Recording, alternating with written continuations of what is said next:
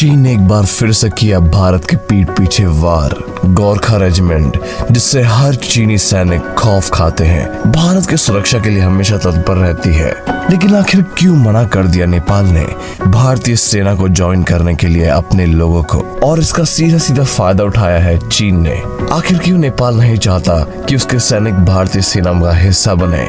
क्यों सालों से भारतीय सेना की शान रहे गोरखा रेजिमेंट का भारत से मोह भंग हो गया है, और चीन ने किस तरह से मौके का फायदा उठाया? जानने के लिए वीडियो को अंत तक जरूर देखिएगा। दोस्तों, नेपाली गोरखा आजादी से पहले ही भारतीय सेना का एक अहम हिस्सा रहे हैं, और इन्हें भारतीय सेना की सबसे सफल और खूंखार रेजिमेंट के नाम से जाना जाता है। आखिर अब तक भारत जितने भी युद्ध में भाग लिया है, उन सभी में गोरखा रेजिमेंट का बहुत ही ज्यादा महत्वपूर्ण योगदान रहा था। अब नेपाल ने गोरखा रेजिमेंट के लिए अपने सैनिक भेजने से मना कर दिया है। उसका कारण है भारत की अग्निपथ योजना, जिसमें भारत सरकार ने सेना में भर्ती का तरीका बदल डाला है, जिसके तहत अब अग्निवीरों को ही भर्ती किया जा रहा है, जिसमें युवा केवल 4 साल के लिए ही सेना में रहेंगे अग्निवीर बनकर। उसके बाद उनमें से अधिकतम 25% लोगों का ही सेना में परमानेंट रिक्रूटमेंट हो पाएगा। नेपाल की सरकार का कहना है कि 4 साल के बाद सेना से निकलने के बाद युवाओं को क्या होगा, क्योंकि उनके पास उस समय का रोजगार तो रहेगा नहीं, कोई साथ नहीं होगा। वहीं जो गोरखा रेजिमेंट की सेना से रिटायर हो रहे हैं, उनके पास पेंशन दी जाती है। इसलिए नेपाल चाहता है कि भारत पहले की तरह गोरखा रेजिमेंट की भर्ती करे, लेकिन भारत सरकार अब तक इस बात को लेकर खामोश है।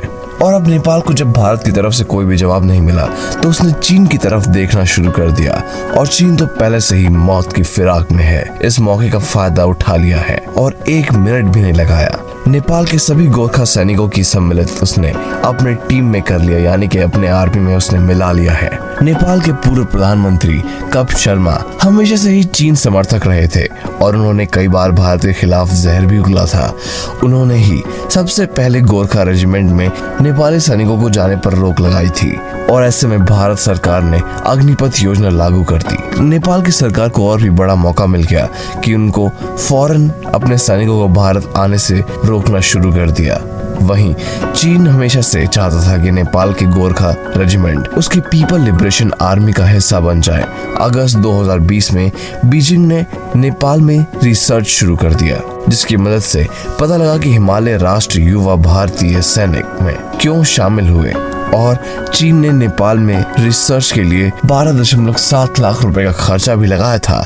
अब चीन का सपना पूरा होने वाला है, क्योंकि अब नेपाल के सैनिकों के पास चीनी आर्मी ज्वाइन करने का बहुत ही ज्यादा सुनहरा अवसर उनको दिख रहा है। नेपाल हिमालय की तलहटी में बसी छोटा सा क्षेत्र है, जो कि अपने देश में आपूर्ति से लेकर रोजगार तक हर मामले अपने पड़ोसी देश चाइना से ही मांगता है, उसी पर निर्भर भी रहता है। लेकिन अब भारत के साथ नेपाल के संबंध खराब होते जा रहे हैं। चीन ही उसका एकमात्र सहारा बनता जा रहा है। कब भी मौके का फायदा वो उठा सकता है, और कब चीन गद्दारी करके नेपाल के सीने में छुरा भोंक दे, उसको पता भी नहीं चलेगा। आखिर इस रेजिमेंट में ऐसा क्या खास है कि चीन और भारत दोनों को ही इस रेजिमेंट को चाहिए ही चाहिए। गोरखा नेपाल के मूल निवासी हैं। इन्हें इस नाम से 8वीं सदी में हिंदू संत योद्धा श्री गुरु गोरखनाथ ने पुकारना शुरू किया था। ये लोग जन्मजात लड़ाकू होते हैं, और गोरखाओं की हिम्मत और वफादारी पर कोई भी शक नहीं कर सकता। लेटेस्ट अपडेट्स आपको और कहीं सुनने को मिल ही नहीं सकती, इसलिए सब्सक्राइब कर लीजिए अखंड इंडियंस, ताकि देश दुनिया की डेवलपमेंट और लॉसेस से जुड़ी और भी खबरें आप मिस ना कर पाए।